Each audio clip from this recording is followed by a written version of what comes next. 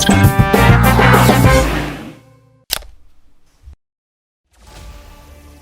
guys, and welcome to Pinoy Formula 1 with me, Papi Marlo, and nagbabalik ang Chismisang F1 ngayong 2024 season. So, magsisimula ang 2024 season ng Formula 1 ngayong darating na Friday, March 1, 2024. So, yun yung unang testing date, and then the first race would be on Sunday, March 3, no? So, yan ay magaganap sa Bahrain. So, pero hindi pa natin siya pag-uusapan kasi hindi pa naman nagaganap. Pero, ang pag-uusapan natin ngayon dito sa ating video ay yung mga naganap nung nakaraang off-season. Maraming masyadong nangyari between December pagkatapos nung nakaraang Formula 1 2023 season, and then bago magsimula yung season ngayong taon, isa-isahin natin yung mga malalaking ganap netong off season ng 2024, no.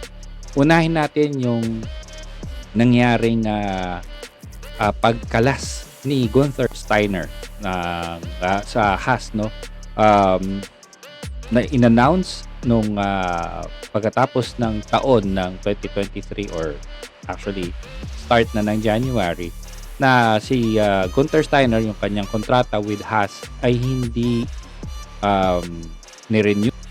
Pero maraming lumabas na chismis na kung isa do sa mga chismis na lumabas ay actually hindi nang natapos yung kontrata niya, kundi talagang sinibak siya sa pwesto.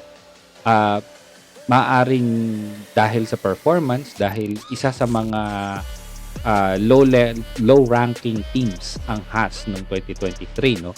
Pero may lumabas na chismis na kaya daw nawala si Gunther sa Haas ay dahil sa meron siyang pinaplano or meron siyang nakuhang investor sana for Haas. Kaso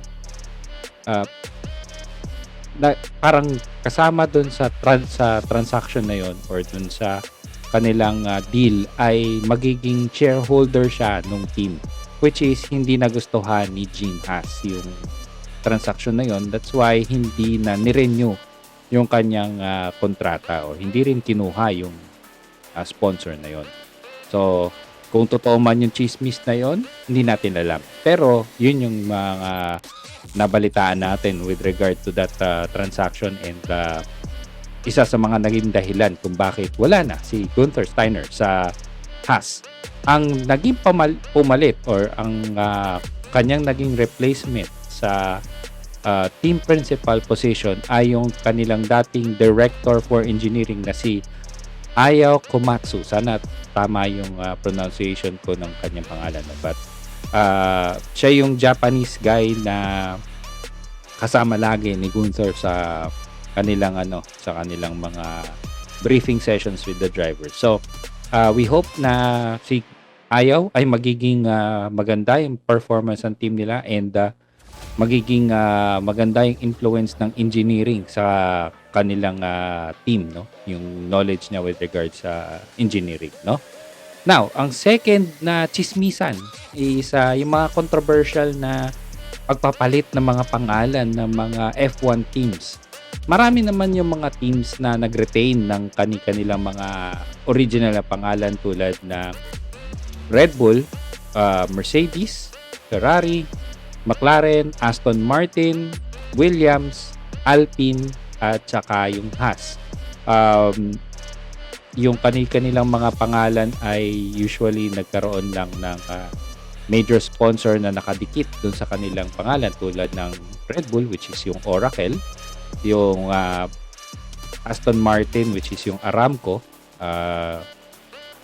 yung Alpine, which is yung BWT, and Haas with MoneyGram.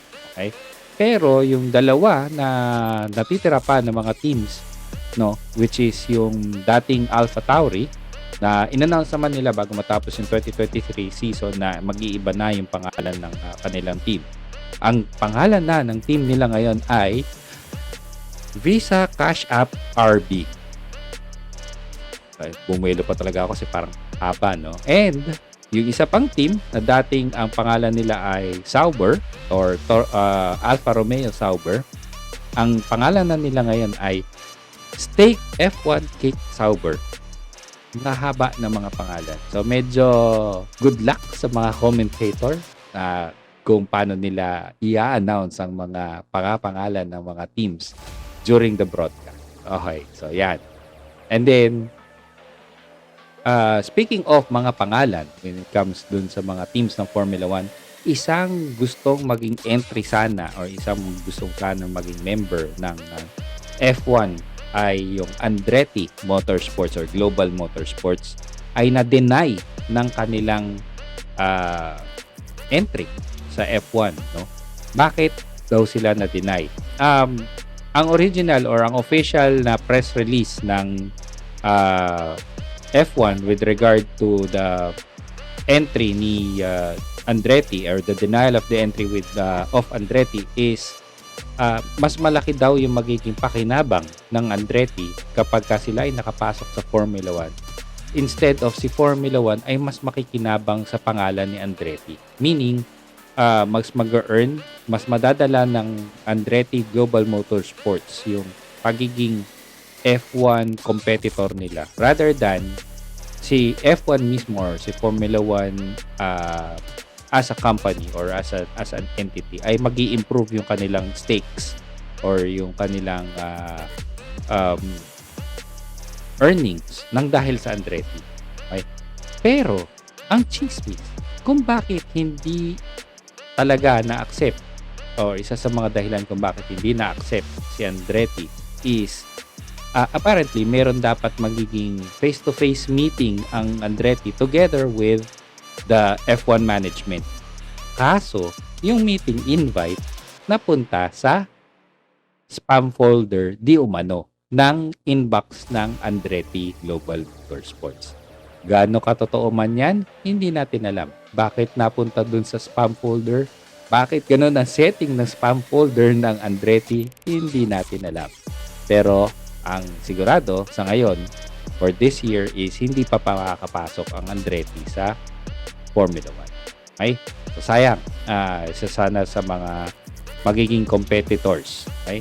And speaking of competitors, ang isa pa sa mga nangyari, of course, usual naman na nagaganap ito ngayon during off-season is yung mga car launch natin. No? Now, sunod-sunod naman yung mga schedule ng car launches and it usually happens during February kasi yun yung dikit na buwan sa testing. Okay? Nagsimula ang car launches with Haas noong February 2. And then, nagtapos nung February 15, ang pinakahuling nag-launch is si Red Bull. So, isa-isahin lang natin yung yung order. So, una si Haas, February 5, nagsabay ang Williams at saka ang Stake F1 Kick Sauber. Okay, yan. And then, February 7, yung Alpine. February 8, yung Visa Cash App RB, yung dating AlphaTauri. February 12, yung Aston Martin. February 13, Scuderia Ferrari. February 14, Valentine's Day. Ayan, McLaren at saka Mercedes. Silang dalawa. And last but not the least, of course, yung champions, yung Red Bull. So sila yung pinakahuli. Now, ano yung controversial dito sa mga car launch na to? Except for the top or the last 4 teams, not the top 4 teams. No, I would say top 4 teams. But the last 4 teams, except dun sa kanila, kasi, tama ba? 4? I would say 5. Kasi pati si Aston Martin. No? Yung mga nauna, si Haas, si Alpine, si Williams, and until actually yung sa Visa Cash App RB na kotse, no? Marami sa kanila ang medyo significant yung nakalabas na naked, kung tawagin nila ay naked carbon fiber body panels. Ibig sabihin, walang masyadong pintura, walang masyadong stickers, walang masyadong design yung mga kotse in the effort or in their hopes to make the cars lighter. Bakit gano'n? Sobra bang pinagagaan nila, tinanggalan na nila ng design? Maaaring oo, maaaring hindi. Remember, these are car launches. Remember, for the past couple of years, meron mga times na naglalabas ang mga teams tulad ni Red Bull, tulad ni Alpha Tauri at tulad ni Sauber or ni Alfa Romeo na meron silang launch design tapos yung actual design ng mga kotse nila naiiba na during the season itself. Now, gaano ka magiging makatotohanan yung kanilang mga design, hindi pa natin alam, malalaman natin yan sa Friday. Okay? Sa March 1. Kasi yun na talaga yung testing. And then, free practice. The first free practice. So, doon natin malalaman yung actual designs nila. Now, the last 5 teams, yung Aston Martin, Ferrari, Williams, McLaren and Mercedes and Red Bull, sila yung nag-retain ng kanilang mga colorway except for Mercedes. Kasi ngayon, or dati, nagpapalitan yung black at saka, or originally silver sila, tapos naging black, tapos naging, ngayon, naging silver and black na sila. Okay, so for this year, medyo ang design ng kanilang kotse sa may bandang taas, meron silver, and then sa ilalim yung black. Yung black nila hindi exposed na carbon fiber or naked carbon fiber. It's talaga, black na paint talaga. Okay? Now, since meron ng mga cars, ano na yung mga andyan yung mga teams, saan magaganap yung mga races natin for this 2024 season. So 2024, 24 races. Finalized na sila. Unless otherwise magkakaroon ng hindi magandang kaganapan, lahat ng ito ay magaganap na this year. Ano yung mga significant na mga races na magkakaroon? Well, merong returning ang China. Okay? And then Japan will have a new schedule. Medyo mas maaga ang Japan. Usually ang Japan is right around mga August, July, August, September usually nagaganap ang Japan. But ngayon sila yung pang-apat na karera. And then dati ang Belgium or yung sa Spa na karera is after ng summer break. Ngayon sila na yung huli before ng summer break. And then yon. So yun yung mga yung mga significant na changes dun sa calendar. So again, just to run down yung 24 races, we will start in Bahrain, then sunod yung Saudi Arabia, Australia, and then Japan, then China, then Miami, Imola, Monaco, Canada, Spain, Austria, Silverstone, Hungaroring, and then Belgium yung sa Spa. Now, after na Spa, you have the summer break, and then after the summer break, balik tayo ng karera sa Zandvoort, then Monza, Azerbaijan, Singapore, Kota, Mexico, Brazil, Las Vegas, Qatar, and then the last would be Abu Dhabi. Okay? So, yun yung mga karera natin for this year. Now, looking forward into 2025, magbabalik na as the first race of the season ang Australia. Originally, for those especially yung mga medyo old-timers na fans ng Formula 1, alam na natin pare-parehas na ang Australia usually ang una sa mga karera. But now, pangatlo na siya ngayon nangyayari. But come 2025, it will be again the first race of the season. So, welcome change or revert back yun para sa mga fans. Okay? Kasi lalo na dito sa Pilipinas kasi medyo habol natin yung time zone nila. 4-hour difference lang tayo. Sa Bahrain kasi medyo puyatan na naman to. Gabi dito sa atin yung karera. Okay? So, anyway, that would be the calendar for this year. And again, just to give you heads up, 2025, una na yung Australia ulit. Okay? Now, another big news na naganap nitong nakaraang season is involving a team principal again. Ano? Yung una si Gunther Steiner. Ngayon naman si Christian Horner, of all people, na magkakaroon ng kontrobersya during the off-season.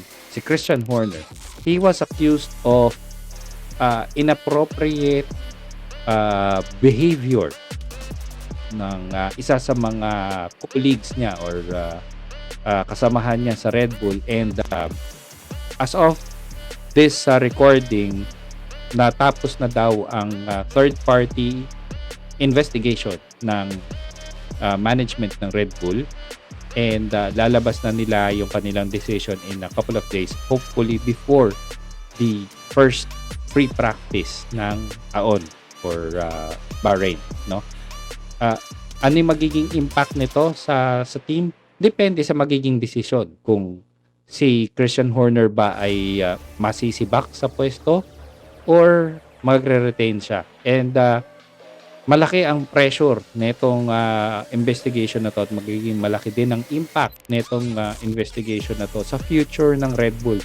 Remember, in 2023, they signed a deal or partnership with Ford na moving forward in 2026, sila na yung magiging engine supplier nila. Mawawala na sa support ng Red Bull powertrains ang Honda. So, it's gonna be Ford on 2026 moving forward.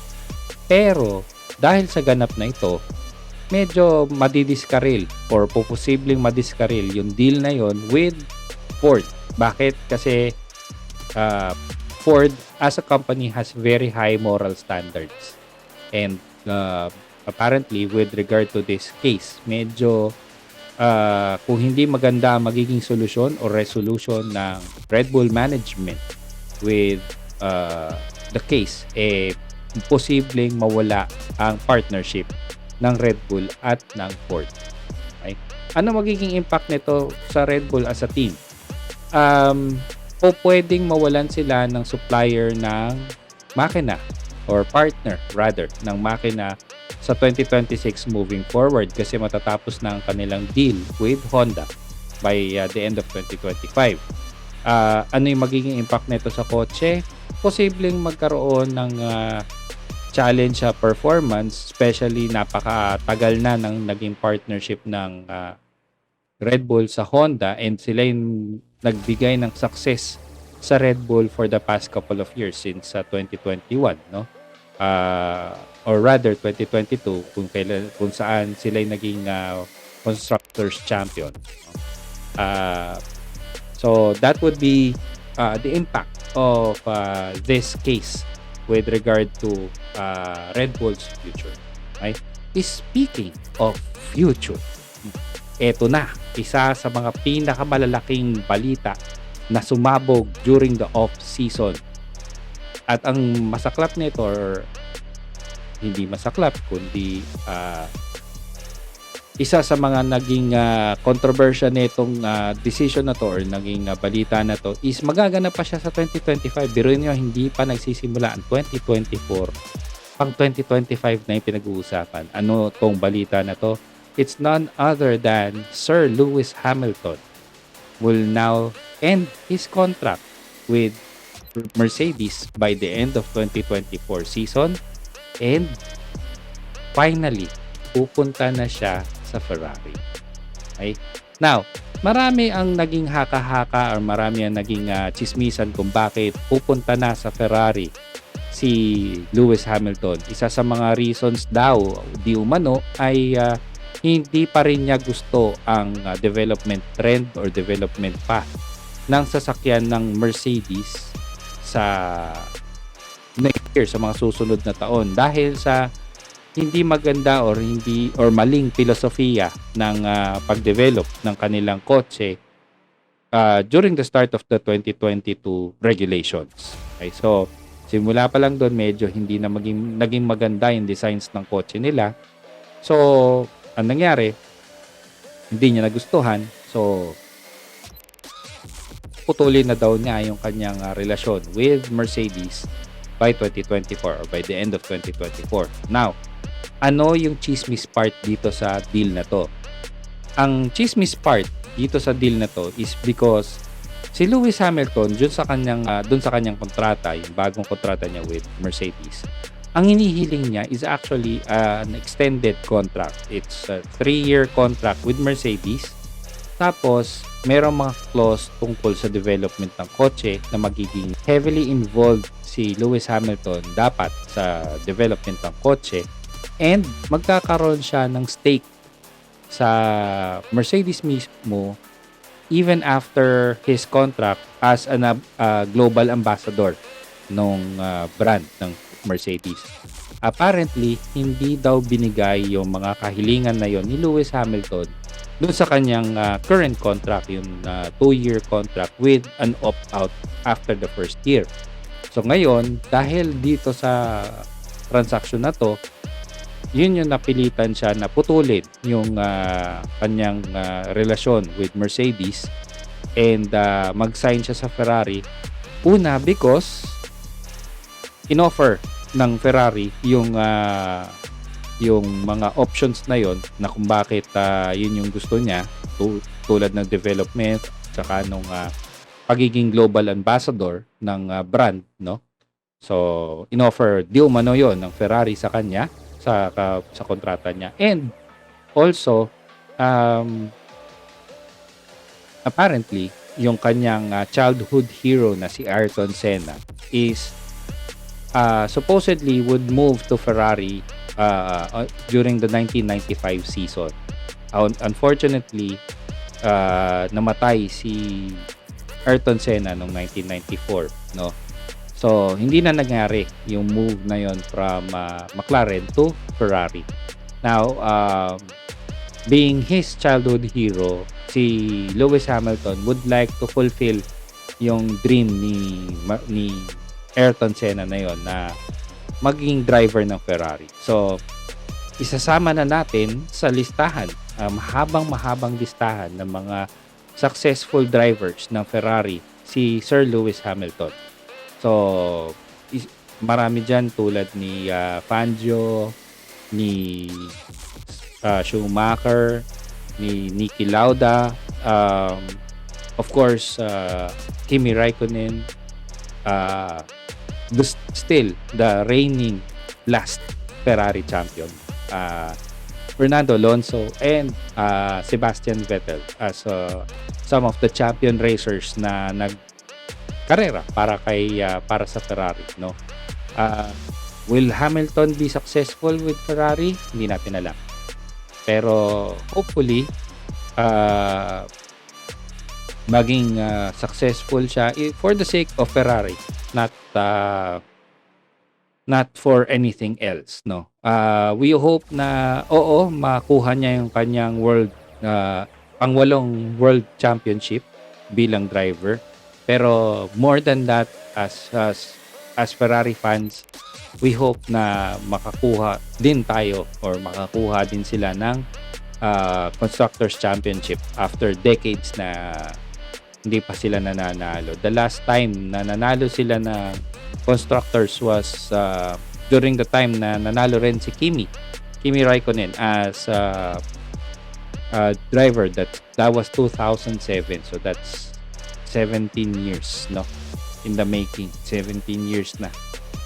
Hopefully kahit before this year. Speaking of this year, so obviously by next year hindi na si Carlos Sainz sa magiging partner ni Charles Leclerc sa Ferrari, no? Saan mapupunta si Carlos Sainz? Hindi natin alam. Pero marami ang may gusto kay Carlos Sainz. So magsisimula na mga deals, or malamang nagsisimula na mga deals kung saan pupunta si Carlos Sainz during the time na nag-announce si Lewis Hamilton ng kanyang move. Okay?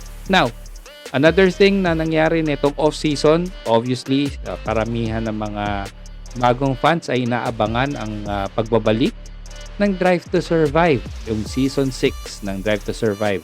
Now, anong mga meron sa Drive to Survive this year? Nag-focus sila karamihan do sa mga midfield teams, not much of the top tier teams tulad ng Mercedes, ng Red Bull, ng especially Red Bull. Very, very minimal ang naging exposure ng Red Bull sa this season, no? As compared to the previous seasons. And then, ano pa ba? Ferrari had their first, or their one episode na tungkol sa kanila. Unfortunately, for F1 fans na nanood talaga ng season, hindi masyado na focus yung Carlos Sainz masterclass na naganap ng Singapore Grand Prix. But maraming nawala or maraming mga ganap ang hindi na isama ng production ng Drive to Survive dun sa kanilang mga episodes. Andyan yung 300 of a second finish between Sergio Perez and Fernando Alonso sa Brazil. Andyan yung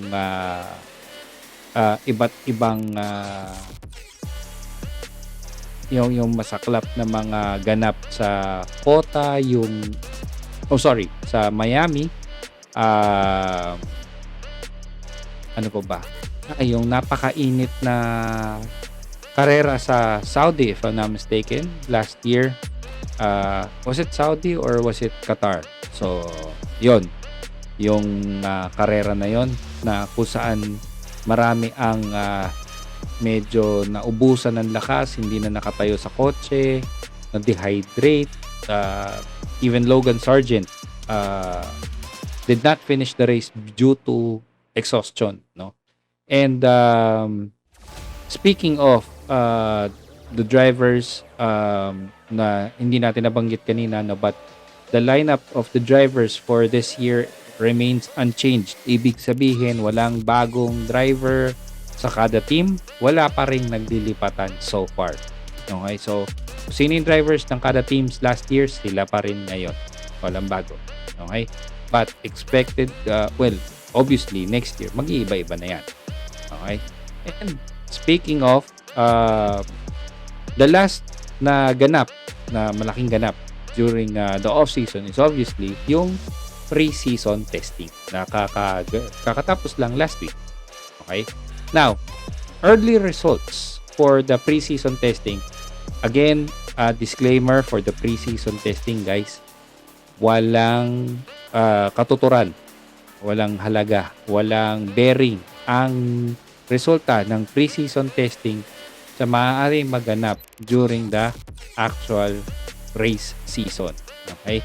Bakit? Kanya-kanyang setting yan, kanya-kanyang drive program yan, kanya-kanyang test program yan, na kung saan hindi nila sinasagad yung mga setting ng kanilang mga kotse. Hindi pa natin alam kung ano yung mga akbang setup. Doon pa nila kinakapa, no? Pero so ano yung mga ano na yun? Ano yung mga resulta nung nakaraang pre-season testing? Well, day 1, number 1 sa charts si Max Verstappen, siya pa rin yung pinakamabilis. Pero nung day 2 and 3, Ferrari ang naging number 1 sa testing. Charles Leclerc nung day 2 and Carlos Sainz nung day 3. Now, will that translate to success? Hindi pa yan. Hindi pa sigurado. Wala pang sigurado. But, magkakaalaman yan ngayong darating na Friday. Okay? So, yung abangan natin bilang Pinoy fans sa Formula 1 this season, magkakaroon na ba ng matinding challenger ang Red Bull? So, yun.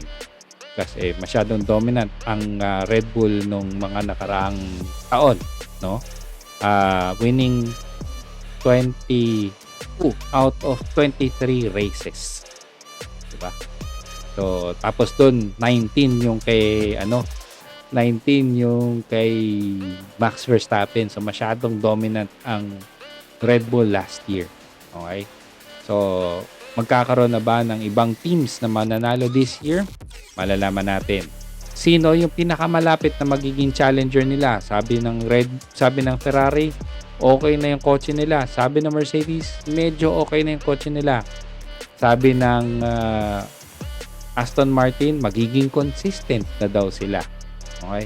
McLaren, malaki na ang naging improvement. So, ano ba yung totoo? Malalaman natin yan sa darating na mga araw. And, last but not the least, for this year, dito sa Pilipinas, ang magiging partner ng streaming partner ng na available dito sa atin ay yung beIN Sports. So, please make sure that for fans, if you want to watch live or recorded or kung kailan kayo maging available, again, maraming karera dito sa atin ang masaklap, night shift sa atin, ano. So, kung papanoorin nyo yung recorded, kinabukasan, then you may do so. Just subscribe to beIN Sports. I'm not sure kung magkano yung presyo ng subscription ngayon, but we'll try to post it on our screens later on. Lalagyan natin yan dyan. Dito. Like somewhere dito. Yan. Okay. And then, subscribe na tayo dahil, again, ang simula ng bagong season will be on Friday, March 1. And the first race will be on Sunday. Okay? So, hopefully hindi maging masyadong dominant ang Red Bull. For Red Bull fans, of course, they want domination, total domination. Pero for the rest of the other fans, sana magiging mas exciting yung this season. Masyadong maraming Red Bull wins last year. Sana ngayon medyo distributed naman yung wins. And then yung midfield ay talagang midfield, at yung mga nasa baba ay hindi naman masyadong lugmok at malayo ang difference mula do sa mga nasa taas this year when it comes to constructors points, no? So again, I'll see you guys on the next episode. We'll try to talk about the different episodes of the Drive to Survive Season 6. Ano yung mga naganap do sa mga episodes na yon?